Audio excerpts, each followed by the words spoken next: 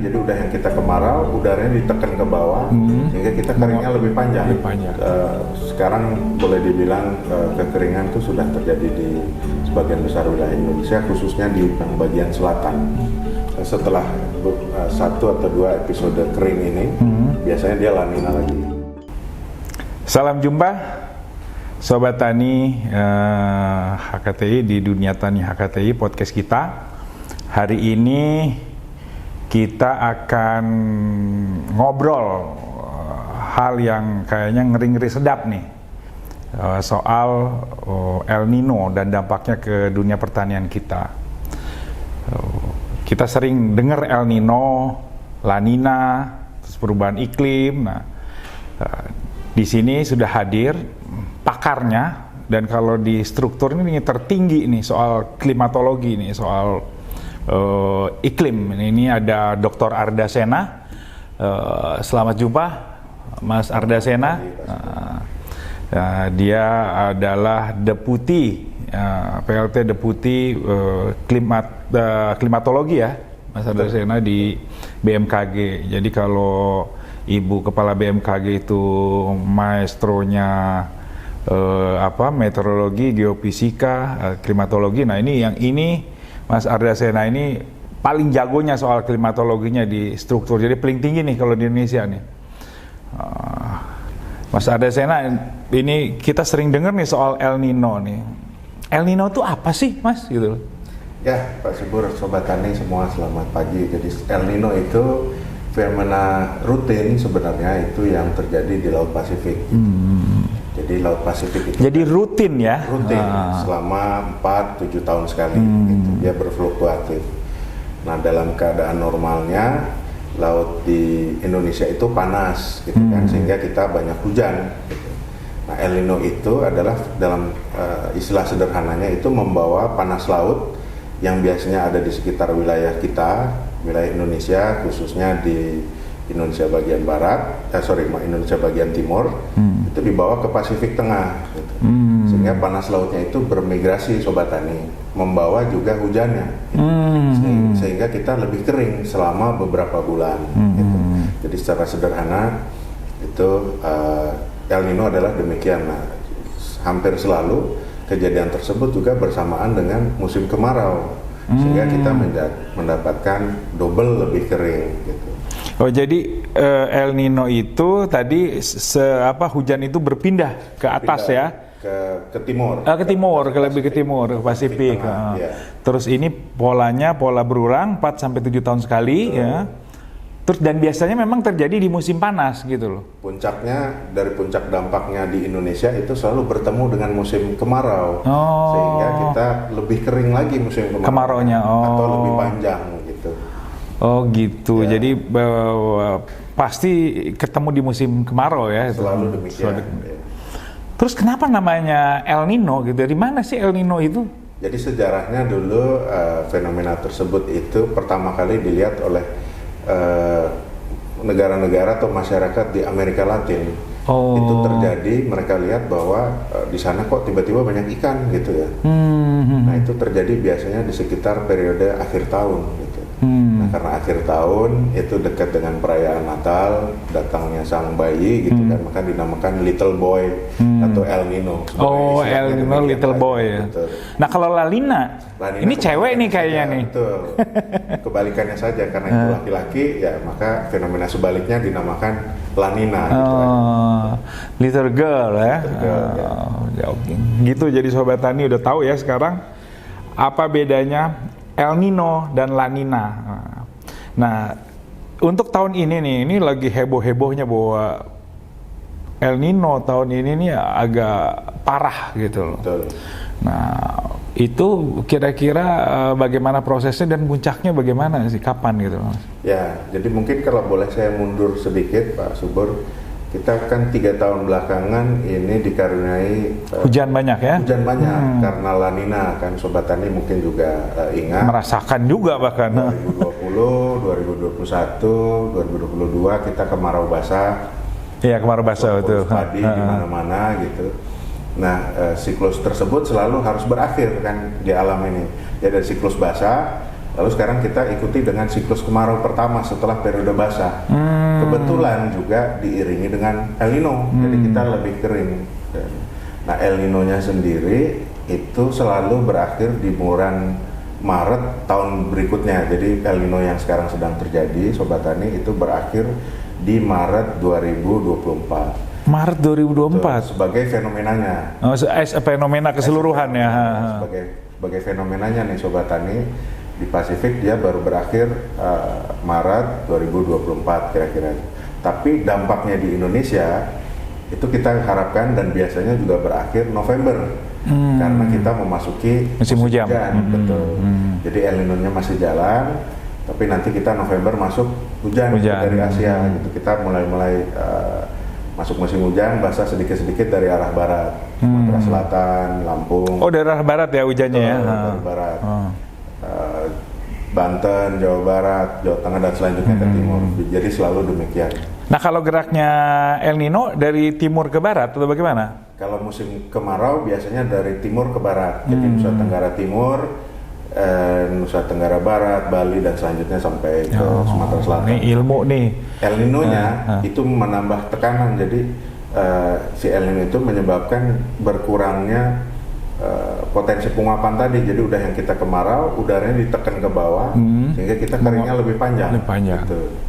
Nah, sekarang yang sudah terdampak El Nino di tanah air kita itu daerah mana aja tuh, Mas? Yang sudah masuk kemarau itu 63% wilayah Indonesia, jadi sebenarnya sudah cukup masif. Itu dari persentase luasan. Jadi memang ada wilayah yang tidak terdampak, itu khususnya yang di utara ekuator. Jadi seperti Sumatera Utara, ya, Aceh, Kalimantan Barat, Kalimantan Barat bagian utara, Kalimantan Tengah bagian utara, itu tidak terdampak gitu. Tapi sebagian besar wilayah Indonesia yang ada di selatan Khatulistiwa, mulai dari Sumatera Selatan, Lampung, dan selanjutnya kita semua di Jawa nih, Bali, Nusa Tenggara, sebagian besar wilayah Kalimantan bagian selatan, terus bagian besar wilayah Sulawesi bagian selatan itu juga sudah kering, Merauke juga sudah kering. Sudah kering. Jadi sekarang boleh dibilang kekeringan itu sudah terjadi di sebagian besar wilayah Indonesia, khususnya di bagian selatan. Nah, Mas, kalau saya ingat dulu kalau lagi musim-musim kemarau itu pemerintah ngusahain bikin hujan buatan nih. Nah, kalau sekarang bagaimana kira-kira, bisa nggak atau akan nggak gitu loh? Saat ini memang masih berjalan beberapa operasi modifikasi cuaca ini, tetapi dalam konteks untuk membasahi lahan gambut. Membasahi lahan gambut. Jadi di Sumatera Selatan hari-hari ini masih berjalan, minggu ini untuk membasahi lahan gambut. Di Kalimantan Barat juga, kalau di Kalimantan Selatan itu sudah kering sekali, jadi yang dilakukan adalah operasinya waterbombing gitu. Tapi untuk yang Jawa dan sekitarnya wilayah Khatulistiwa bagian selatan itu sangat kecil peluangnya bisa dilakukan modifikasi cuaca karena awannya sudah tidak ada. Awannya sudah tidak ada. Jadi Sobat Tani, modifikasi cuaca itu bukan bikin awan, tapi kita mengejar awan, lalu kita pancing awannya supaya jatuh lebih cepat sebagai hujan. Sebagai hujan. Garam. Gitu. Jadi modifikasi cuaca itu atau hujan buatan itu dasarnya harus ada awan dulu nih Sobat Tani. Kalau nggak ada uang juga nggak akan bisa. Nah, berarti kalau yang sekarang dilakukan lebih pada untuk pencegahan kebakaran hutan ya, Mas? Betul. Kalau untuk dunia pertanian sendiri, buat Sobat Tani ini berarti kan ya kalau mau nanam harus cepat-cepat ya, Mas ya? Betul. Tapi barangkali juga perlu dipertimbangkan untuk Sobat Tani yang sedang menanam palawija. Kan mungkin ketika dibasahi malah merusak gitu. Iya, betul. Saya cermati di Jawa Timur ada kan misalkan tembakau, bawang, jadi perubahan pola tanamnya mungkin harus diinfokan sehingga kalau dilakukan modifikasi cuaca bisa cocok, malah bukan merusak gitu. Oh gitu. Ya. Jadi ya kalau biasanya kita kan di pertanian itu ada dikenal konsep Oktober Maret, Okmar, dan Asep, April September. Nah harusnya nih April September ini musim kedua memang nih harusnya udah pada panen dan tinggal biasanya di kemarau itu kita palawija tuh, Mas. Ya. Jadi itu Sobat Tani bagaimana El Nino itu bisa sangat berdampak pada kemarau ya yang semakin panjang dan semakin berat gitu loh. Kalau menurut prediksi BMKG Mas, kira-kira untuk Pulau Jawa lah, puncaknya kira-kira kapan tuh Mas? Puncak dari kemaraunya itu Oktober. Oktober? Ya, September, Oktober. September, Oktober. Akhir Oktober mulai gradual beralih gitu. Jadi kita mesti tahan gitu terhadap kekeringan ini paling tidak sampai akhir Oktober. Secara keseluruhan. Ada daerah-daerah mungkin yang memiliki topografi tinggi, kadang dia bisa dapat hujan spot-spot, tetapi bukan hujan yang sistematis seperti halnya saat musim hujan, banyak hujan dari pagi hingga sore. Kayak gitu masih sulit untuk terjadi. Gitu. Nah ini juga kan agak menarik nih Mas, soal Bogor nih, yang dikenal kota hujan ini sekarang sampai kering bener, padahal daerah lain masih ada suplai air. Bagaimana tuh Mas menjelaskannya? Betul, memang karena begitu besarnya tekanan musim kemarau sekarang, juga ditambah dengan dampak El Nino, sehingga menekan memang potensi hujan yang biasanya juga terjadi di Bogor. Gitu. Itu yang memang sekarang terjadi. Mereka di Kabupaten Bogor udah darurat tuh Mas, kekeringan tuh. Terus menurut Mas ini soal teman-teman petani ini harus ngerti soal iklim, perubahan iklim, bagaimana nih Mas? Ya itu Sobat Tani penting sekali iklim ya, karena dulu menurut cerita kan iklim ini musim reguler, benar, masalah tanam dulu bareng. Betul. Gitu loh. Sekarang ada perubahan iklim, ada El Nino gitu, jadi para Sobat Tani mungkin perlu dibekali dengan pengetahuan iklim dasar. BMKG di pusat maupun juga di daerah siap membantu, kalau jika diperlukan ditanyakan informasinya, bisa juga lewat sekolah lapangan iklim, kita selalu siap untuk membantu memfasilitasi hal tersebut gitu. Kita sudah melaksanakan sekolah lapangan iklim ini semenjak 2011 dan sudah sekitar 18.000 alumninya, jadi kalau bisa kerja sinergi dengan HKT kami sangat senang sekali gitu. Wah, kita juga seneng banget nih Mas kalau bisa nih, biar ya petani-petani kita ngerti nih soal perubahan iklim terutama ya. Karena yang ini tadi jadi ketidakumuman kan perubahan iklim ini. Nah, kira-kira apa sih Mas yang diajarkan di sekolah iklim itu? Di sekolah iklim diajari bagaimana membaca tanda-tanda cuaca dan iklim, apa itu musim gitu ya. Lalu diajari membaca musim hujan atau musim kemarau dengan perangkat yang sederhana sekali, yang bisa dibikin sekali, gimana cara ngitungnya, lalu kapan disarankan untuk tanam dan lain sebagainya gitu. Dan lalu di situ kami selalu juga sinergi dengan dinas pertanian setempat, jadi ilmu iklimnya ditambahkan dengan ilmu pertaniannya diberikan kepada petani, kelompok tani lah. Kelompok tani ya betul. Gitu. Dan itu biasanya berlangsung satu musim tanam gitu. Oh, panjang ya diajarinnya ya. Ya, selama satu musim itu ada mungkin 2-3 kali pertemuan gitu. Wah, menarik banget nih. Kalau bisa ya dari kita dulu bikin TOT-nya buat nanti yang teman-teman yang sudah TOT itu jadi yang diseminasi ke bawah, karena ini butuh banget ini infonya. Jadi Sobat Tani, terutama kelompok-kelompok tani dan aktivis pertanian yang ingin tahu lebih lanjut tentang perubahan iklim, dan kita juga belajar tentang membaca iklim, nanti bisa hubungin ke kami, nanti kami akan sampaikan ke Mas Arda Sena, ke BMKG, dan BMKG siap bantu ya Mas ya. Pasti siap, insya Allah. Teman-teman Sobat Tani, jadi sekali lagi ini penting banget nih untuk pertanian kita, untuk produktivitas kita, agar kita jangan nanti nanam salah waktu gitu, dan ini akan bahaya. Nah sekali lagi Mas, kalau kemudian setelah El Nino ini, apakah tahun depan itu pasti ada dibalas La Nina atau bagaimana? Kecenderungan kejadian iklim masa lalu setelah El Nino kuat itu biasanya La Nina, iklim basah. Tapi sekarang El Nino-nya ini masih samar-samar antara lemah dan moderat. Jadi belum dapat kita pastikan saat ini Sobat Tani, mungkin nanti kita harus menunggu sampai kira-kira akhir tahun atau Januari 2024 baru kita bisa Sorry Mas, kuatnya El Nino itu lamanya itu? Intensitasnya lebih kering dan lamanya. Jadi kalau Sobat Tani ingat, misalkan tahun 2015 itu kita keringnya lebih masif, kebakaran hutan juga lebih masif. Itu El Nino kuat. Nah sekarang masih lemah hingga moderat gitu. Walaupun kita dampaknya juga sudah kerasa, betul. Sudah kerasa, ya. Nah kalau El Nino-nya tadi setengah-setengah nih, berarti kan kemudian nggak langsung dibahas dengan La Nina ya? Tidak selalu. Itu akan butuh waktu berapa lama lagi ada La Nina nih? Biasanya selalu setelah 1 atau 2 episode kering ini, biasanya dia La Nina lagi. Dan poin penting juga dari pembelajaran yang kejadian iklim masa lalu, biasanya La Nina ini multi-year. Seperti tahun anggar. Multi-year. Nah, itu yang jarang mungkin dicermati karena orang cuma lihat ini La Nina.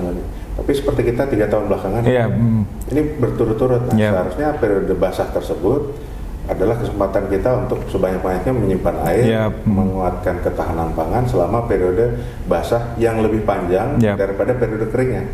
Karena periode kering El Nino misalkan itu maksimum hanya 12 bulan, 12 hingga 15 bulan. Tidak multi-year. Tidak multi-year. Ada mungkin ya kejadian kemarau seperti biasanya hanya 3-4 bulan. Tetapi iklim di Indonesia kecenderungannya itu lebih sering iklim basah. Lebih sering iklim basah. Beberapa tahun. Disitulah saat kita sebenarnya untuk juga nabung lah. Betul. Nabung air, nabung produksi pangan. Betul. Jadi sekali lagi kalau La Nina itu bisa 2-3 tahun ya, kalau El Nino maksimal setahun ya. Selalu setahun. Terakhir mungkin Mas Arda buat teman-teman Sobat Tani, apa kira-kira yang mau